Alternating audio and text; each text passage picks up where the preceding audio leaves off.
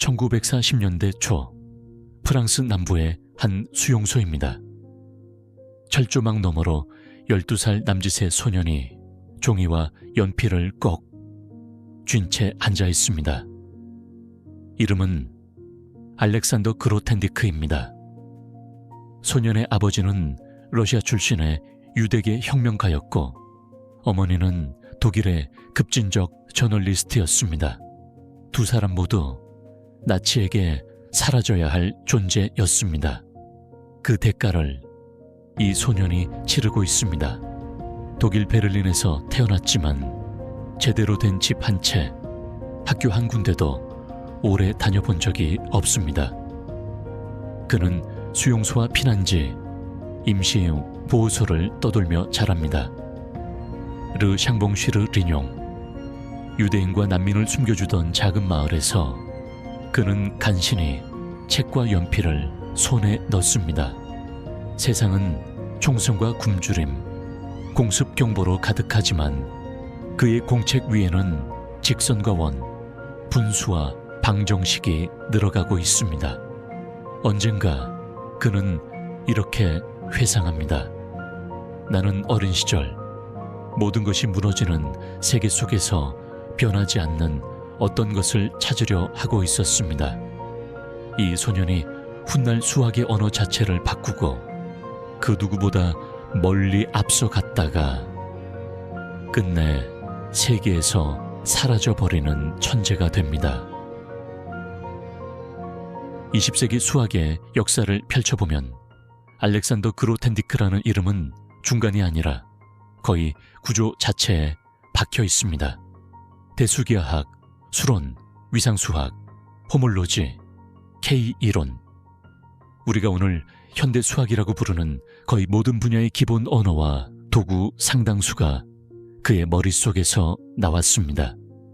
그가 남긴 노트는 최소이만 5,000페이지에서 아직 정리되지 않은 것까지 합치면 7만 페이지에 이를 것이라 추정됩니다.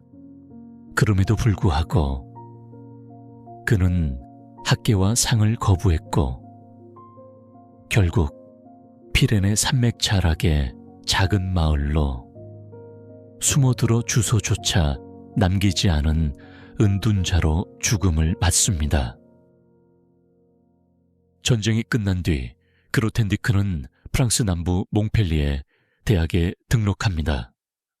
성적은 썩 뛰어나지 않았습니다. 강의도 제대로 따라가지 못했습니다. 하지만 그는 혼자서 교과서보다 더 깊은 세계로 파고듭니다. 책도론을 공부하던 어느 날 그는 생각합니다. 면적이란 무엇인가? 적분이란 무엇인가? 나는 이 개념을 처음부터 다시 만들어 보고 싶다. 그는 실제로 레베그 적분 개념을 거의 독자적으로 재발견합니다. 그를 지도하던 수학자들은 이 젊은이가 이미 정규 교육 체계 밖에 있다는 사실을 깨닫습니다. 파리, 그리고 낭시로 옮긴 뒤 그는 장디웨돈의 로랑 슈바르츠가 제시한 위상 벡터 공간에 관한 14개의 난제를 몇 달 만에 전부 해결해버립니다. 아직 박사도 받기 전이었지만 이미 그 시점에서 해당 분야 세계 최고 전문가가 되어 있었습니다. 이후 브라질 상파울루, 미국 캔자스를 거치며 그는 함수 해석학에서 대수기하학으로 점점 방향을 틀기 시작합니다. 1958년 새로 설립된 IES 고등과학연구소는 사실상 그로텐디크를 위해 만들어진 연구소였습니다. 그는 이곳에서 10년 남짓 머무르면서 수학의 언어를 처음부터 다시 작성합니다. 매주 열리던 세미나는 사실상 거대한 공동 연구실이었습니다. 디웨도네가 기록을 맡고 델린느, 아르틴, 마줌, 카츠, 일루지, 베르디에, 레이노 같은 젊은 수학자들이 합류해 수학사를 통째로 갈아엎는 노트를 함께 써내려갑니다. 그 결과물이 바로 EGA 엘레멘츠드 기하학 원론과 SGA 세미나드 기하학 원론입니다. 스킴은 기하학의 대상을 다망식의 해 집합에서 임의의 환위에 정의된 추상적 공간으로 확장합니다. 체계적인 층, 초헤런 시프, 코호몰로지 이론을 통해 위상, 대수, 기하를 하나의 언어로 묶습니다. 유도함수와 유도범주를 통해서는 호몰로지 대수의 현대적 형식을 정립합니다. 수천 페이지에 이르는 이 노트들은 이후 세대 수학자들에게 현대 대수기하학의 성경이 됩니다. 그로텐디크가 이룬 혁명은 단순히 새로운 정리 몇 개가 아니었습니다. 그는 수학의 좌표계 자체를 교체했습니다. 스킴, 고전 대수기하학은 다항식의 해를 점들의 집합으로 이해했습니다. 그러나 스킴은 그 점 아래 숨은 환구조 전체를 함께 보게 합니다. 이 언어 덕분에 정수론과 기하학이 하나의 평면에서 이야기되기 시작합니다. 델린느의 배유 추측, 증명, 파팅스의 모듈라이 공간 연구, 그리고 와일스의 페르마 마지막 정리, 증명에 이르기까지 그 핵심 도구들의 상당수가 그로텐디크의 스킴 코호몰로지 이론 위에 서 있습니다. 요이, 에탈 코호몰로지와 동기 모티브스. 그는 에탈 코호몰로지를 만들어 순수, 정수, 대수, 곡선의 비밀을 읽어내는 새로운 감각기관을 부여했습니다. 더 나아가 그는 동기 모티베라는 개념을 제시합니다. 서로 다른 코호몰로지 이론 뒤에 숨어있는 공통된 순수한 심장부를 하나의 대상처럼 보려는 시도였습니다.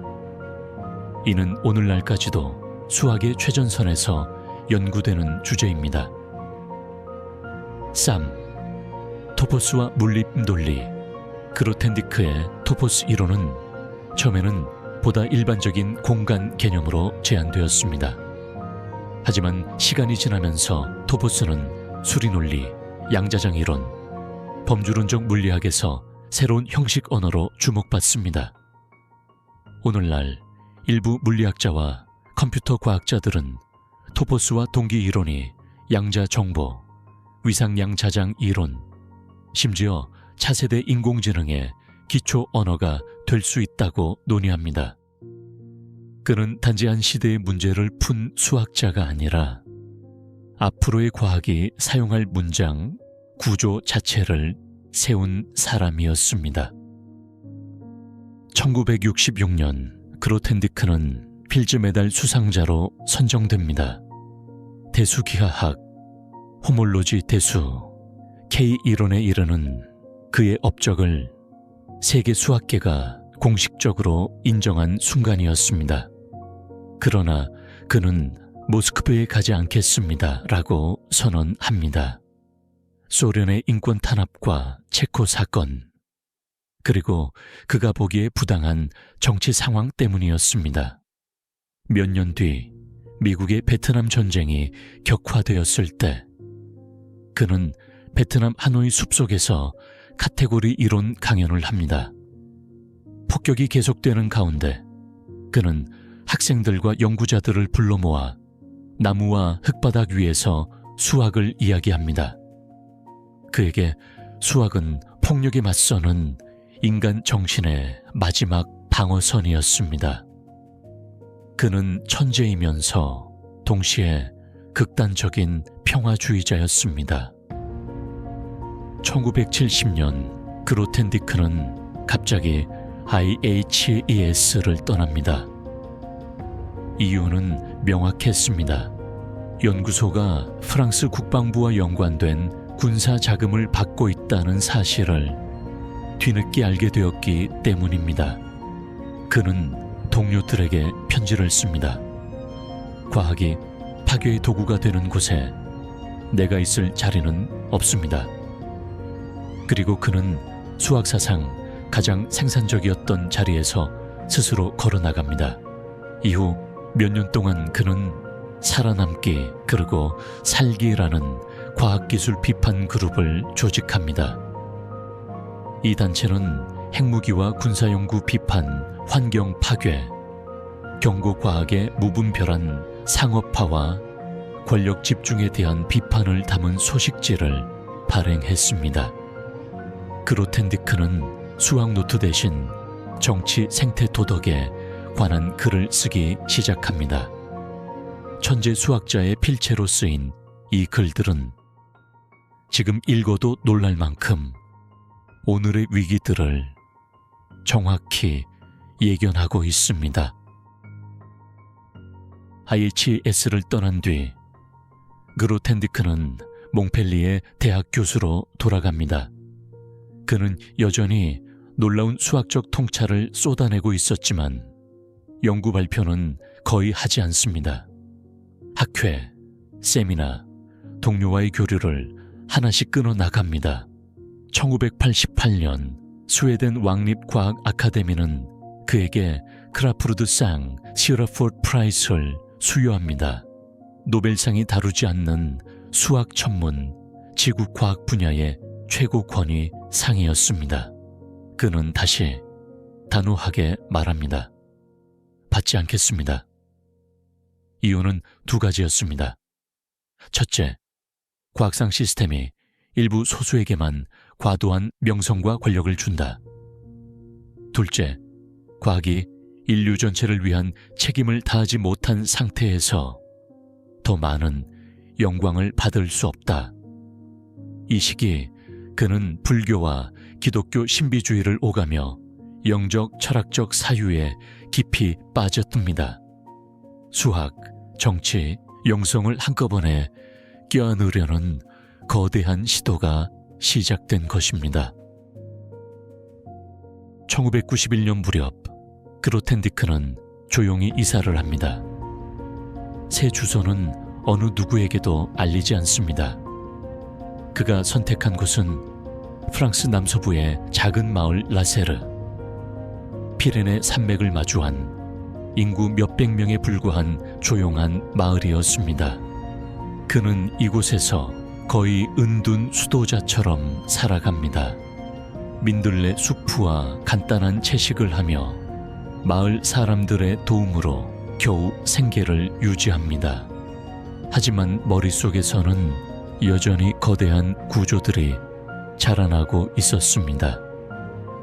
그는 약 7만 페이지에 달하는 원고를 남겼습니다.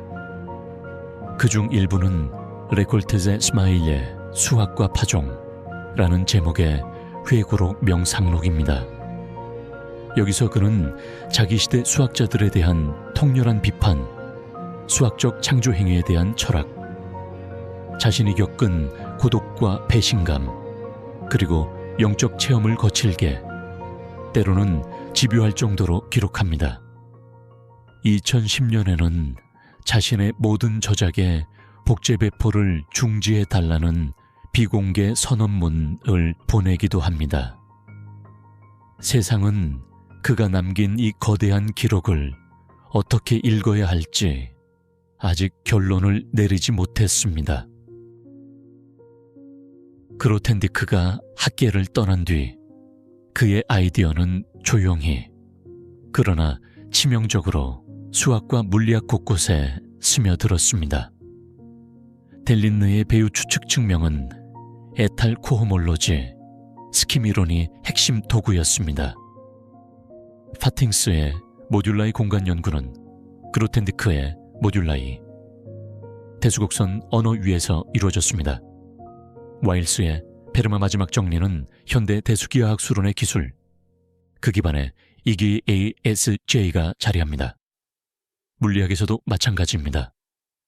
범주론과 토포스는 양자장 이론, 위상양자장 이론, 끈 이론의 수학적 형식화에서 점점 더 중요한 언어가 되고 있습니다. 최근에는 대형 IT 기업과 연구소들이 토포스 범주론을 차세대 인공지능, 형식 추론 시스템의 기반으로 실험하고 있습니다.